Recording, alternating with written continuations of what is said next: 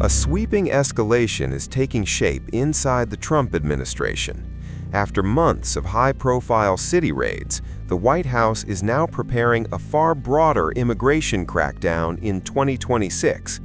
Billions in new funding, thousands of new agents, and a sharp shift towards workplace enforcement are all on the table.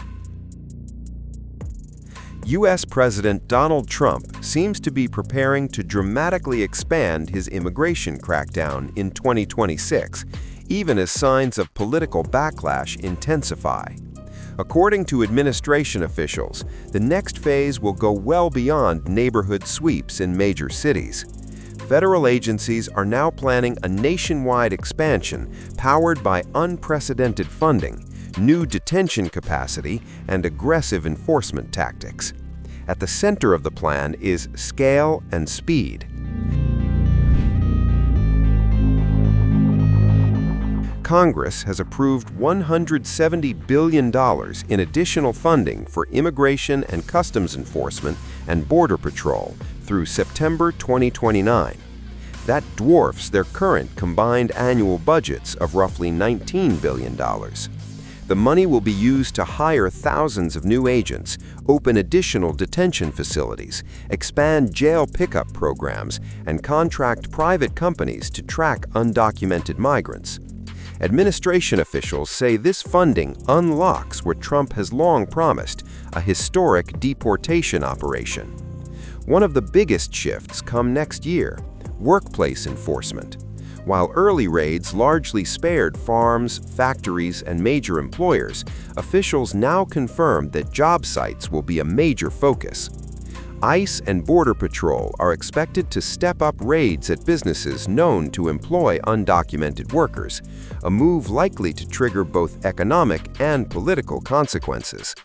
Analysts warned replacing arrested workers could drive up labor costs, complicating Trump's fight against inflation ahead of the elections.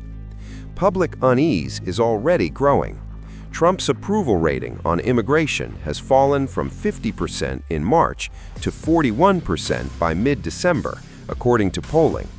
Criticism has intensified over masked federal agents, aggressive arrests in residential areas, the use of tear gas, and even the detention of U.S. citizens. In Miami, one of the city's hardest hit, voters last week elected their first Democratic mayor in nearly 3 decades, a result the mayor-elect linked directly to the crackdown. At the same time, the administration has stripped temporary legal protections from hundreds of thousands of Haitian, Venezuelan, and Afghan migrants. That move dramatically expands the pool of people eligible for deportation as Trump continues to push his goal of removing 1 million immigrants per year, a target officials acknowledge will not be met this year. So far, approximately 622,000 people have been deported since Trump returned to office in January. White House border czar Tom Homan says the groundwork is now in place for a surge. Speaking to Reuters, Homan said arrests will increase sharply as staffing and detention capacity expand. He also confirmed that workplace enforcement is firmly back on the agenda and warned against attacks on ICE agents as tensions rise. One final statement I'll make before we end this thing. I started in Border Patrol in 1984, and I became an ICE agent. I'm the first ICE director who actually came up through the ranks. I've been doing this a long time. I want you all to remember the men and women around us in uniform. They're patriots. They put their lives on this country, lives in jeopardy every day when they wear that gun, put that cover our vest on. Throughout my career, I've buried Border Patrol agents, I've buried ICE agents. I'm begging the politicians, the governors, the mayors who constantly attack these men and women, please stop. I don't want to bury anybody else. It's not a joke. We're all there enforcing the laws. Not only I care about the safety of the men and women in uniform, I care about the safety of those we're looking for and apprehending. I go to bed every night and pray that no one dies during these operations. No one dies on the border. I've seen too much death.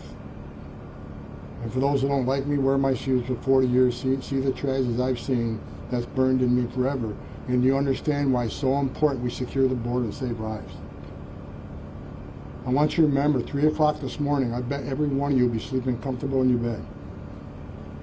These men and women will be standing on a dirt trail someplace because a sensor went off. Is it just someone coming for better life? Or is it a heavily armed drug smuggler? They don't know, but they're going to take it on. Every night across this nation.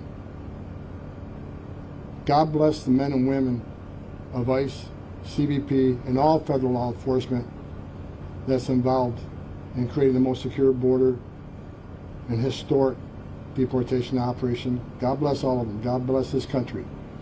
We're doing the right thing. There's a reason me and Rodney came out of retirement to do this. Because we believe we're saving lives every day. The men and women of ICE and Border Patrol are patriots. Hard stop. Love each and every one of them. Thank you for coming today. I appreciate you. Despite the backlash, administration officials insist the strategy is working. Homan says Trump has already delivered on his promise to shut down illegal crossings and remove criminals. But with midterm elections looming, Democrats and some business groups warn the expanded crackdown risks economic disruption and political fallout, especially in swing states. For now, the White House appears undeterred.